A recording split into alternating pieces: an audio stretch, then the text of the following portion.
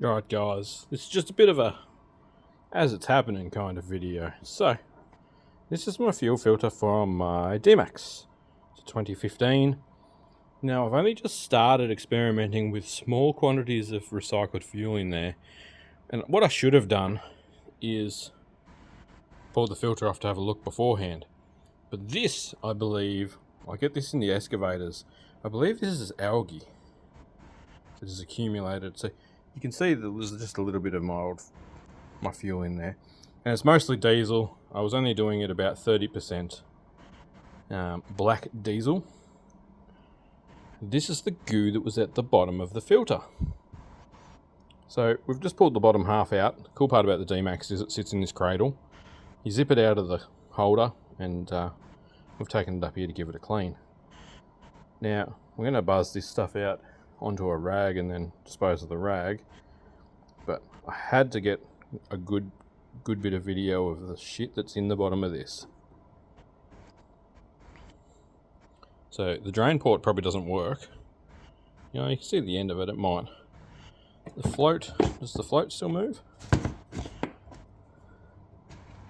Yeah, the float still moves, so it would have come up with a sediment warning eventually.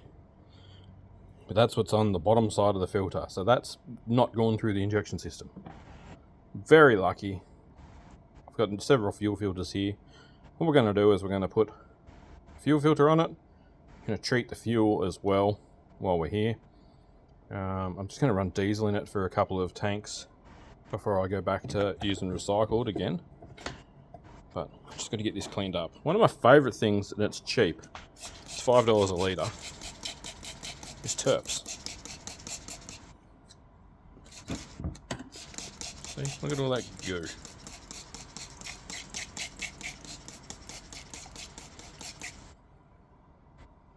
Just like that. Stuff on the outside, dirt. We can pretty clearly see that.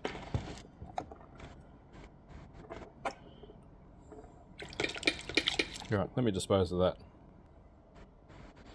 Right, we'll give that another shot.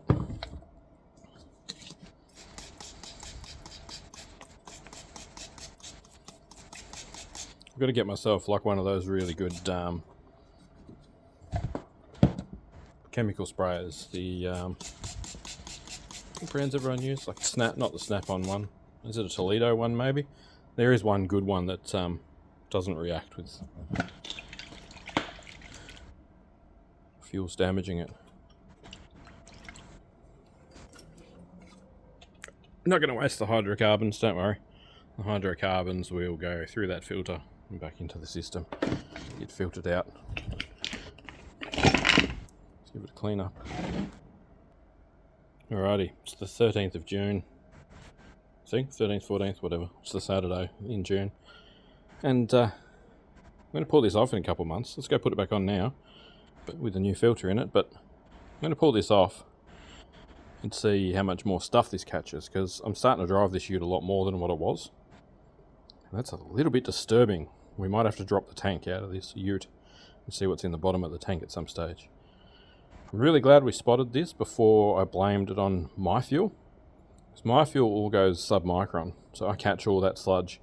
So I pump round and round and round 1,000,000 times into this tank and catch all of that sludge. We go down to 10 micron, then to 2 micron. And we catch all kinds of sludge in filter bags and stuff too. And we settle our tanks and only draw off the tops of them. So like, and we centrifuge. We put a fair bit of effort into stopping that sludge build up in stuff. And that sludge build up was not out of my fuel. That was out of the existing tank. This vehicle has done 314,000 Ks. Let's go see how we put it back together. So there's our filter.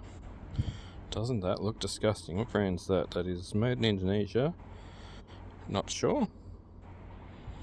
FF, would that be a Fleet Guard? Maybe. So I've got a Sakura to replace it. Also made in Indonesia. It's got this foam thing at the bottom here. Not real sure what that's all about. Maybe that's a water concentrator. I've seen sometimes that polyester style foam can be really good for concentrating water, and that makes it drop out of suspension.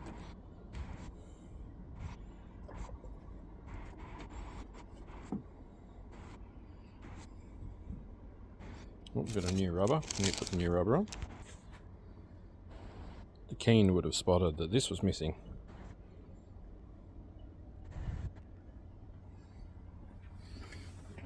Just a worry because that's got an O-ring on it, which I'm saying probably is used to keep the crap down the bottom.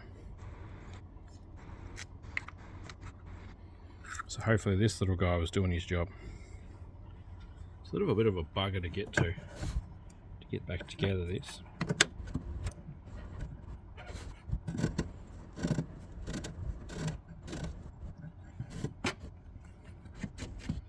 Then you've just got to plug this one back in and the water sensor back in at the bottom, and then hang him back up on the hook there. Okay, once you've got him back in position, there he is. Then we get to work on our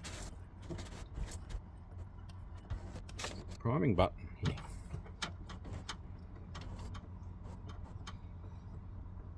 Probably want to give that 20 to 30 hits, I suppose.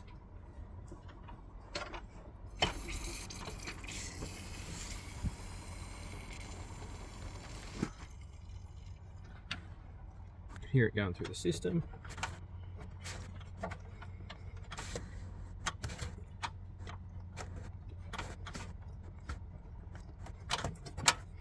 As you can hear, it's pumping around.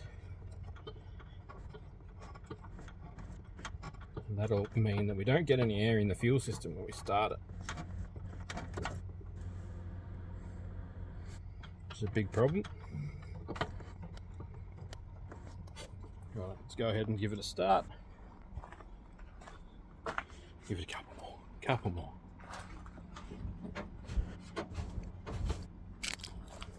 It's nice and firm. Sometimes it's good to feel if it drops off or not.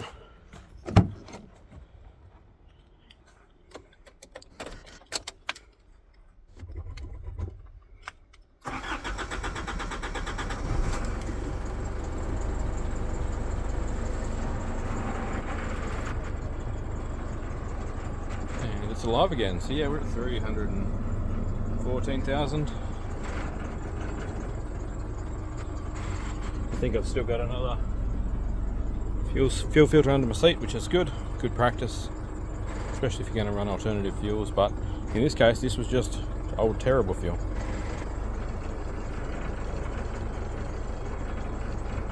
Yeah, come out and play with that later.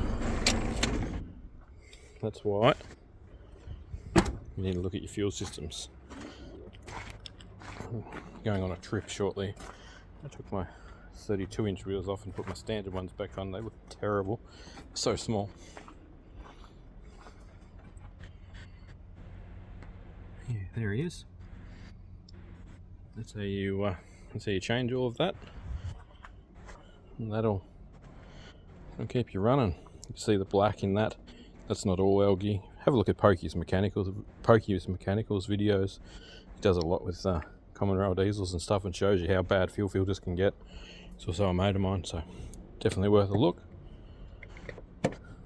Windshield washer fluid's full. Yeah, just giving it the once over before it goes on a trip, and yeah, it's important to look at these things. That's how you change a fuel filter, guys. Keep one under your seat, like the old guys used to. They used to always get home. Catch you in the next video.